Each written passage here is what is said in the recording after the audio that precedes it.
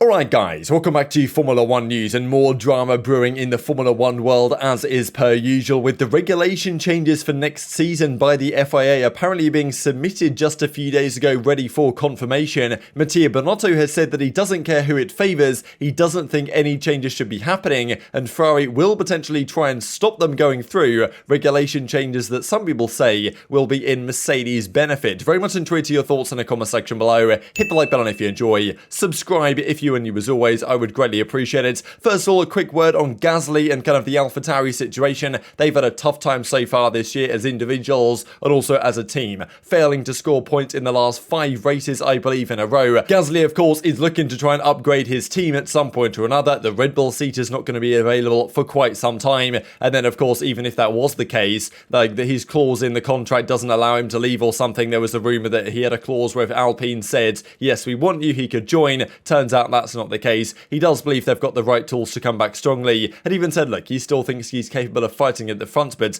the car and Gasly individually have not exactly had the best season so far here in 2022. Further drama to discuss, actually, because there's this ongoing, lingering thing in the background right now with regard to the 11th team that some, I think, fans generally would like to see in Formula 1. Now, the teams themselves have to effectively agree to allow an 11th team in for them to do so, and many team owners have been asked about this recently and have effectively said, we don't think Andretti, of course, like Mario Andretti, the team that wants to come through, he owns it alright and he wants to fund a Formula 1 team, he has the funding to do so, he would be able to come in and make it happen. But many of the team principals and owners don't want an 11th team for various reasons, right? I think Toto Wolff said that he would prefer if Audi came in as the 11th team because they at least bring something else to the sport rather than just, being another team for the sake of it. Because, if the teams have to agree to add an 11th team in, they've got to be benefiting the sport in some way rather than just being an additional competitor and kind of diluting resources and funding and this type of stuff. So even Alfa Romeo's Fred Vasseur says that he doesn't see that Andretti would add any further value.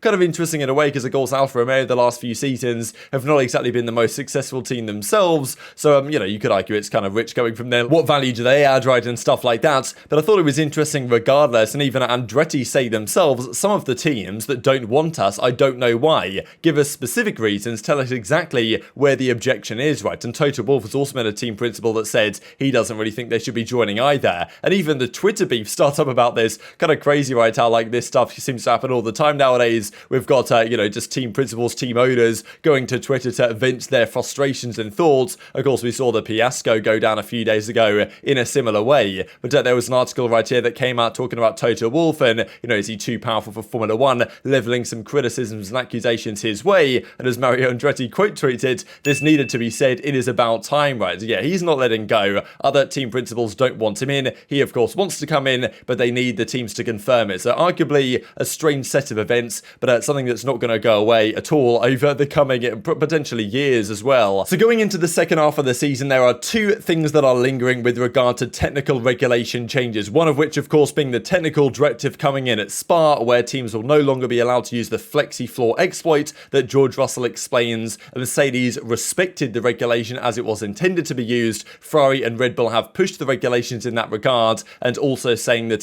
he believes that Mercedes, if they were used to use this tactic, they would be losing time when they have to take it off effectively. So they believe they might be able to get back closer to the front runners as a result. The other part of it, and probably the more important part of it in terms of the future of the sport, is next year's technical regulations and any changes, right? So, of course, the idea is these regulations stay the same for several years, but there, of course, might be some tweaks. And I think most people thought when the porpoising was such a massive issue at the start of the season that the FIA were probably going to tweak something in the rules to make sure that's not a problem, right? Because you don't really want to see the premiere of all motorsport in Formula 1, like the cars bouncing up and down on the straights, not like they're not meant to do. Now, look, in fairness, after a few races, the teams generally figured out how to solve this issue, and most cars don't have the porpoising anymore. You see it sometimes on the Ferrari, you see it a fair bit on the new Williams actually design that they have on Alex Albon's car, and I think now Nicholas Latifi's, but it's getting better and better. The engineers in Formula 1 are pretty good, if you guys hadn't noticed, and they can kind of figure out these issues for themselves. So some team principals would say, why does the FIA need to step in and try and resolve this on quote-unquote safety grounds? The FIA say, having seen what happened in Baku, like, look, we need to stop this issue now by changing the regulations that the teams have to abide by next year to make sure it doesn't affect the safety of the drivers. Because some drivers were saying that, like, look, in Baku, for example, Lewis Hamilton, Pierre Gasly, I think they made the point that, like, look,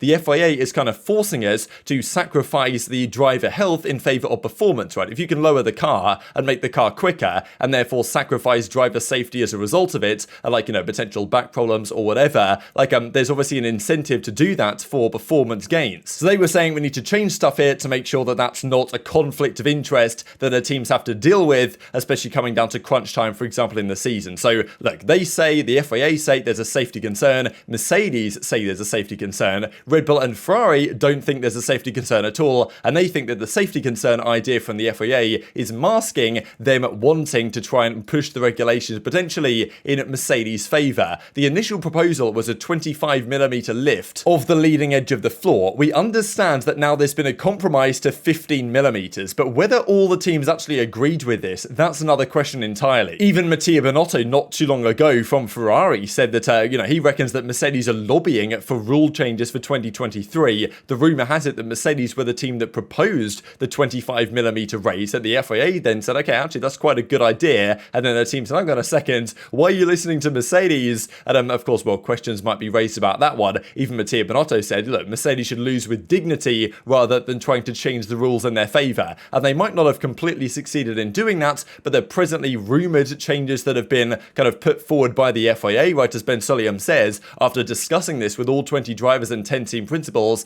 they've submitted the updated regulations. So they discussed it with 10 team principals and the drivers. Whether those principals agreed, right, seems rather unlikely, especially given images like this coming out during the summer break. You've got Toto Wolff, you've got Stefano Domenicali, kind of the head guy at the FIA, and then you've got Flavio Briatore as well, or however exactly you pronounce his name. Like, I'm kind of surprised in a way that he's still so close to Formula One after all the Crashgate stuff from back in the day. But, still, I'm sure people will look at this and think, hang on a second here, Toto Wolff, he's hanging out with one of the head guys from the FIA, the head guy, or I think he's actually the head of, like, the Formula One group or whatever, so it's tough to say exactly what, specific influence he has on the regulations, but, still, I'm sure people are going to be asking questions about when images like this come to light about what Mercedes could potentially be doing to influence the Formula One group in the direction that helps Mercedes in the future. So, look, I'm just straight up putting it out there, and you guys can decide. Now, Binotto has effectively come out and said that all these rule changes that are coming in, he completely disagrees with anything being changed. Of course, look, at the end of the day, if you're the team at the front, if you've got the best car, it makes sense that those teams are going to be like, well, please don't change anything. We like it as it is, effectively. And any changes are probably going to be opposed, regardless of whether it's good for driver safety or not. But Binotto and Horner have said that they don't believe there's anything to do with safety that actually is in effect here. He says, I hope there won't be any changes for next season. I don't see any real reasons to make changes to the technical regulations for safety reasons, especially if we look at the latest races where the bouncing hasn't really been a problem. In addition, if the aerodynamic regulations were to change for 2023, it would be a considerable problem considering the time of year we are in. There would be very little time to change the concept of the new car. So that's the thing, every team is designing their new car as it presently stands. If you now change the regulations, then the design could be potentially massively flawed and might have to be completely redesigned, as is the suggestion. If you raise the level of the flooring of the car, therefore you get less downforce, therefore you have to redesign other elements to compensate for that.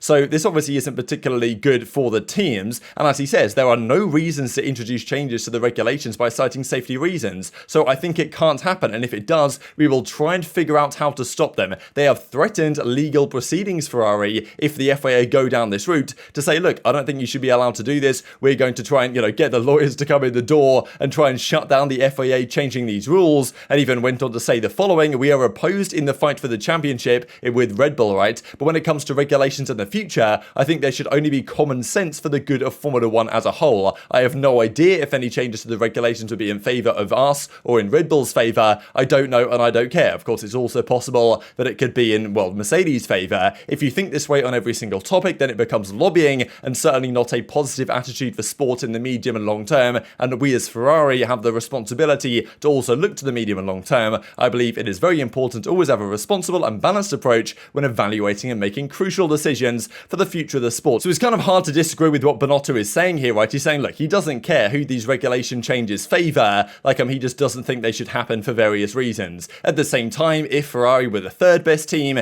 and they were in the position like Mercedes were, you can understand Mercedes' angle, you can understand Red Bull and Ferrari's angle of not wanting it to happen, and whether they can actually get the lawyers to come through and shut this down, or whether they thought, okay, okay, whatever, the 15mm, not the 25mm, we can handle that, is currently unclear, but it wasn't that long ago that the discussion was that there will be a protest if the FIA submits these rules. So if they are submitting them, as it seems like they are, this might not be the end of the story just yet. So definitely tweet your thoughts on all this in the comment section below. Just wanted to finish up with this I thought you guys might find kind of interesting. On the current grid, the lowest grid position to win a race of these drivers, Alonso, of course, like Singapore 2008, we talked about the Crashgate thing just a couple of minutes ago. If you guys aren't aware of the story at the Singapore Grand Prix, look it up. I'm sure you'll be kind of amazed to a certain extent. But yes, Alonso, P15 to P1, entirely uneventful race with really nothing to discuss. Hamilton, of course, 2018 Germany, P14 to P1. Verstappen, I believe, had only come from maybe P4 to P1 until Hungary recently. Riccardo, Gasly, similar boat. Ocon, Perez, Vettel. Vettel is kind of a surprise, really, right? The fact that he never won a Grand Prix from outside top 3, which is honestly probably the biggest surprise of this entire list.